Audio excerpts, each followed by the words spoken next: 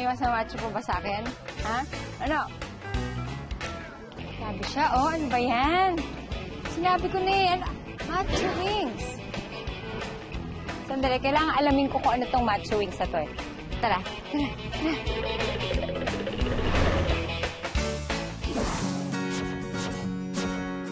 Nandito po ako ngayon sa loob ng kitchen ng Macho Wings at ngayon kasama ko ngayon si Peppa para turuan ako na lutuin ang kanilang specialty.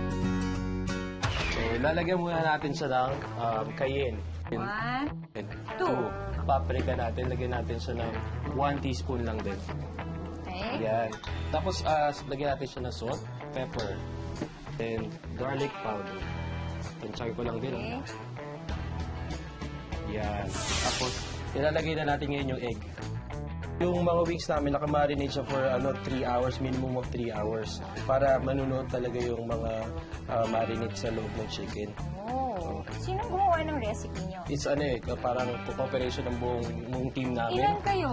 Tatlo kaming partners. Kasi, gusto namin nagluluto pag magkakasama kami. Oo, bihira sa parang mga lalaki na mahilig magluto, no? bihira ba yun? Oo, Parang no? sa panahon nga yata ngayon, marami na lalaking mahilig magluto, gano'n. Talaga? Hindi ka lang. Kilala ko kasi parang tamad magluto, kakain na lang.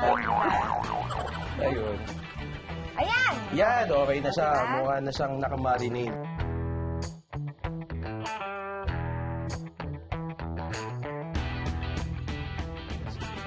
Yan, yan. Okay na yan. Okay. Tapos, didip na natin siya sa fryer natin for 5 minutes. Tapos lalagyan po natin siya ng wild spice sauce. Ito yung ano mo, Oo, ready na po. secret ingredient. Lagyan natin 5 spoons. 5. 5, yan. Tapos, ito tas you want to try ito. Sige nga. Sige. Ganun mo lang. Ganun lang. Yan. Sige. Baka hindi pumasok. Andali. Ayan. Okay.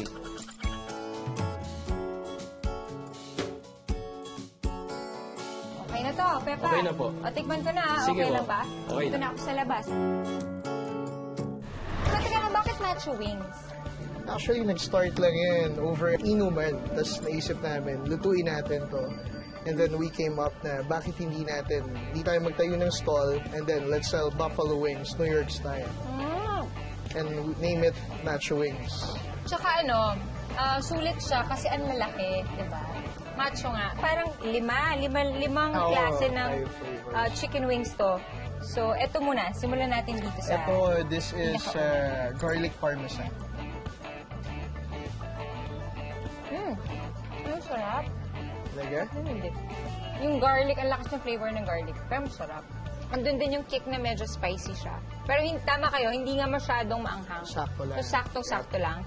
Okay, ito namang isa. Ito, hickory barbecue. Hickory barbecue. So, yung dip, same rin lang. Sour cream. So, nga.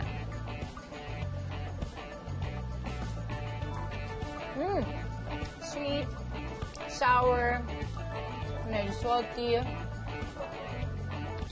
Yung anghang, saktong-sakto lang. Yo. Tapos, ito naman, Sir Ito, Mark. cheesy bacon. Wow. May chicken na, may cheese, may bacon pa. Yep. Sarap. Thank you, thank Yung you. nag-complement yung cheese at saka yung bacon. Okay. Ito naman yung... Ito yung ginawa namin kanina. Yeah, oo, Okay. yeah. Tingnan nga natin kung gaano kaangkang. Masarap siya kasi medyo matamis na ma-pepper. Madami nangyayari, madami siyang flavor. Flavorful siya. Sarap. Okay, last na. Ito na lang.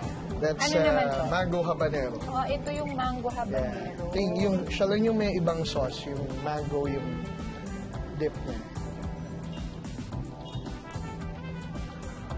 Refreshing siya.